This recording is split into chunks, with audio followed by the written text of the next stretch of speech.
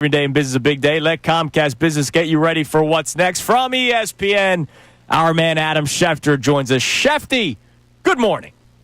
Good morning, gentlemen. What's going on? Well, I would love to start with training camp with you, but I can't. I need to know how many Eagles players sold their tickets to the Super Bowl.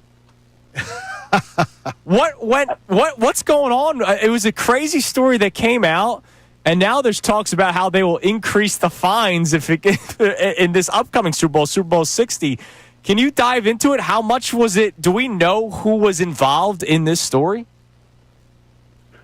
I got to be honest with you. I just got little bits and pieces, but I was on the phone with the team yesterday that was talking to me about it. They brought it up, and they said apparently there was a player who got stopped and had records of other players, and that's how the league found out about it. It was kind of a funky little thing, but, there are a lot of people within the league, I think, the amount that the NFL sells these suites for, I don't think it's legal. They're allowed to do whatever they want, but there's a lot of money that work for a lot of people that work around the NFL, I guess, that make money on these things. And so the fact that the players can, I don't know, it seems a little crazy to me, but there are rules, I guess. If they're I don't know what's legal and illegal. If they're not doing anything illegal, then that's a different thing. I got to tell you, Adam, I think it's whorish.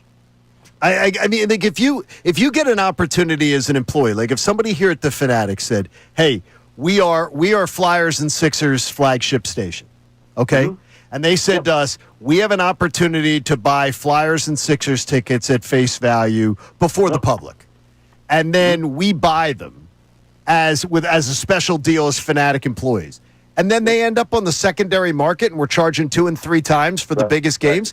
I think that's whorish behavior myself.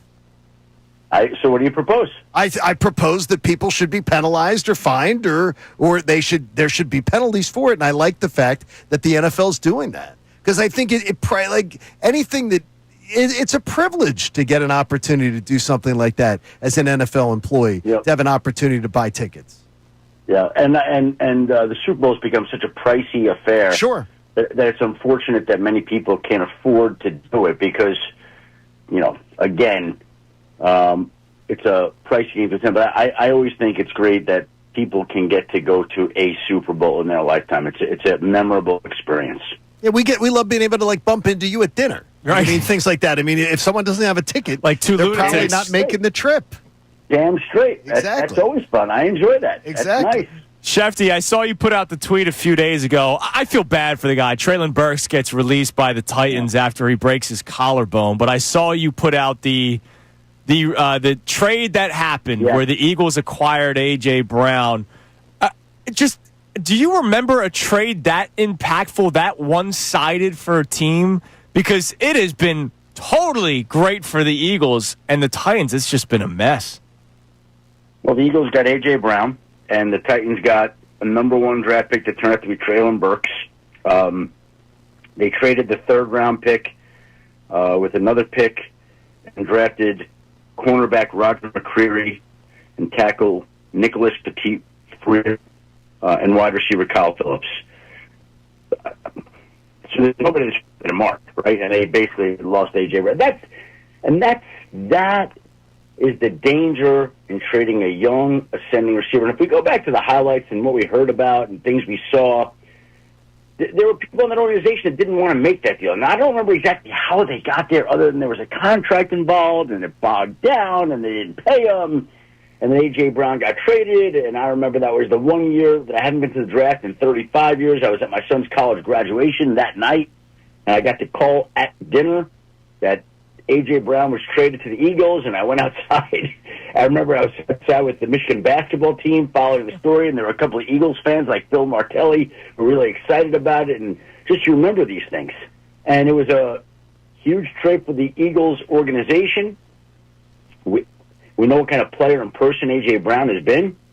It's been a huge pickup, and that was the kind of move that sunk the Titans. They really have not recovered since that trade. So now they have new people and new quarterback, and I think they're going the right way now, but I don't think that organization recovered from that trade. When you look at how training camps have evolved, Adam, and now we're looking at the fact that since Vic Fangio's been here, they talk about now training camp's gotten a little more, going to be getting a little more physical. Last year it did, and that this year it'll be a little more active like that. How have you seen training camp evolve around the NFL in the last few years? Do you think it's gotten a little more, a little more like the old school days, a little slide back? I'll say this to you, John. As a guy who used to live at training camp for 16 years, and then a guy who traveled around, I don't go that much to training camps anymore, okay? And part of the reason I don't go is I found it to be more corporate and impersonal than ever before. That's my experience. And what I mean by that is this. Again, I go back to the days when I covered the Broncos for 16 years. I was eating 3 meals a day with the players and coaches. We were staying in the same dorm. Like, I was around it. Even if I wanted to go grab a player, go grab whoever I wanted, whenever, one-on-one. And now when you go to a camp, it's like everything's off to the side. It's in a group. There's very little... It feels more impersonal. There's less one-on-one interaction. Am I wrong about that? You tell me. No, it looks like you're right on target with that one. Yeah, and so to me, like, I'm going to go to camps this summer. I'm going to bring O's around to a couple of camps. Again, O's the mentalist, like I did last year with the Eagles. And I'm going to bring my daughter for Nickelodeon to a couple of camps for her to do interviews. But I am not personally going to a camp to do what I need to get done at all. So, in other words, your daughter's bringing you. Let's be honest. Yeah, she's bringing me along to work, right? Exactly. That's awesome. Bring your dad to work day. Yeah, which is pretty great. much. Shefty, the big camp battle right now for the Eagles, there's a couple of them, but one of them is safety. Drew Makuba, the rookie out of Texas, and then, of course, Sidney Brown entering year 3. Right. But there's still a safety on the market. Just curious, why is Justin Simmons still available? Is it strictly financial? Is it previous years of play? I mean, he is just 30, so it's not like he's 35, 36 years old. Why is Simmons still on the market? Well, that's the whole thing, okay? Now, Justin Simmons is an A-plus person, great guy.